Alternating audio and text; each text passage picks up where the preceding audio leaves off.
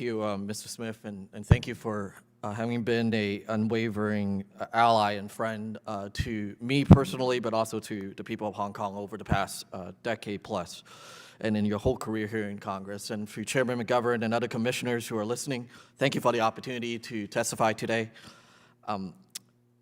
I want to second all the words and points that have been made by my esteemed colleagues on this panel. I don't want to repeat what they have said. But as you noted, might have noticed, both Professor Davis and Mr. Clifford reference a statue that they are both very familiar with. The Pillar of Shame is a 26-foot-high towering sculpture by Danish artist Jens Gauchert. It depicts 50 twisting and screaming anguished faces and forms representing those who were cut down by the People's Liberation Army and the Chinese government in Tianmen Square in 1989. The sculpture was first displayed publicly during the annual June 4th vigil organized by the Hong Kong Alliance in 1997, just before the handover. When it was first erected, the sculpture served not only as a public symbol, but also as a canary in the coal mine ahead of the handover on July 1st. Would there still be freedom of speech in Hong Kong?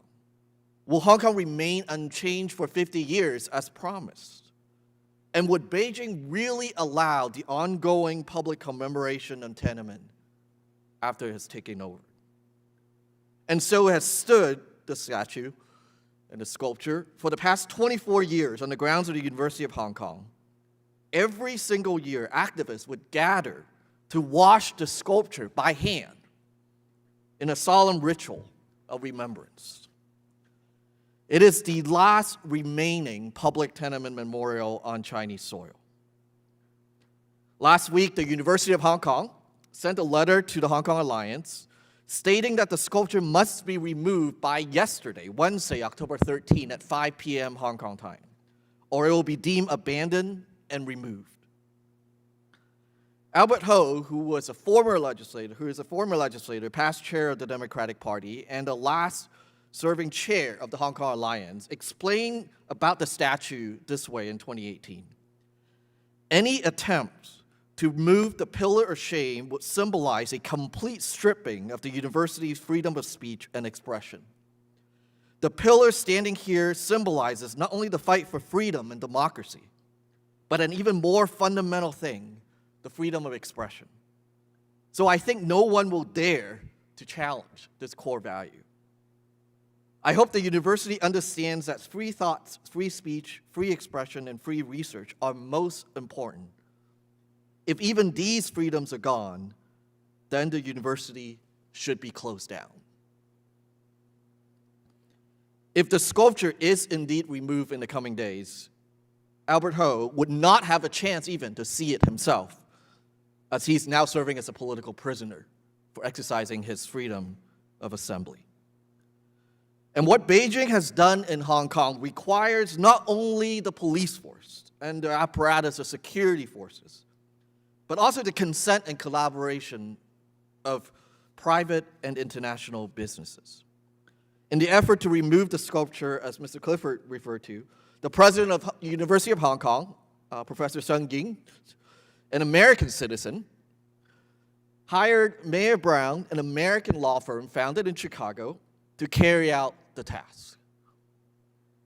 Mayer Brown, spokesperson, said in a statement that we were merely asked to provide a special service on a real estate matter for a longtime client. Our legal advice is not intended as commentary on current or historical events. They join a long list of enablers of human rights atrocities in history, but they're certainly not the first or the last. Cathay Pacific, the Hong Kong airline, made headlines in 2019 when it fired employees for voicing their political views.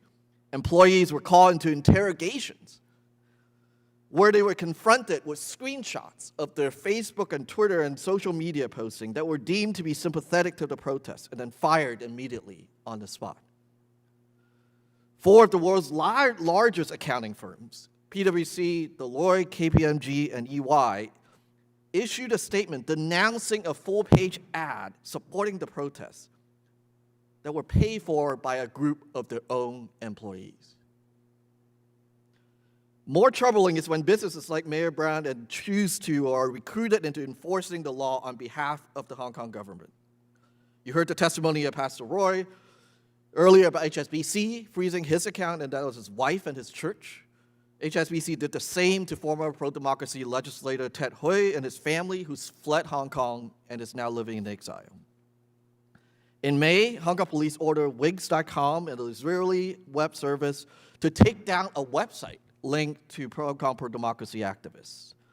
And thousands of requests have been made by the authorities to tech companies, US tech companies, for personal and private data on protesters.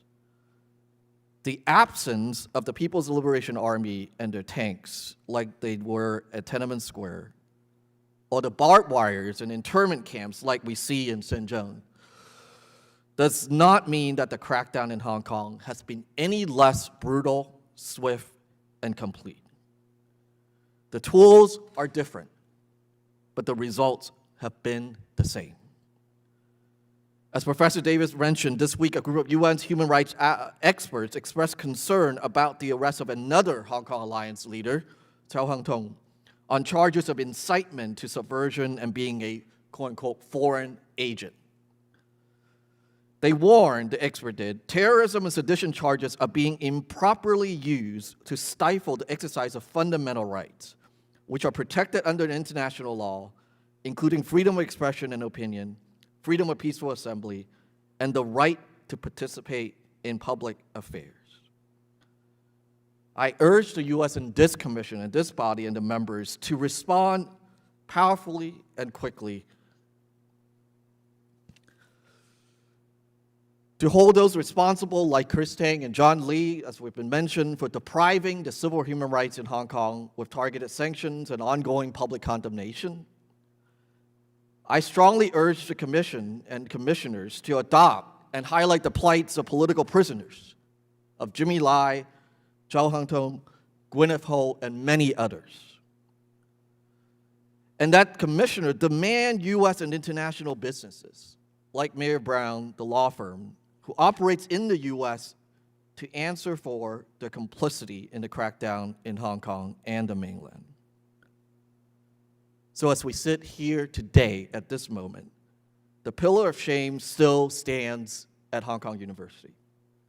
In fact, hundreds of Hong Kongers and journalists have been keeping watch over the statue around the clock since the news have broken that it was going to be removed.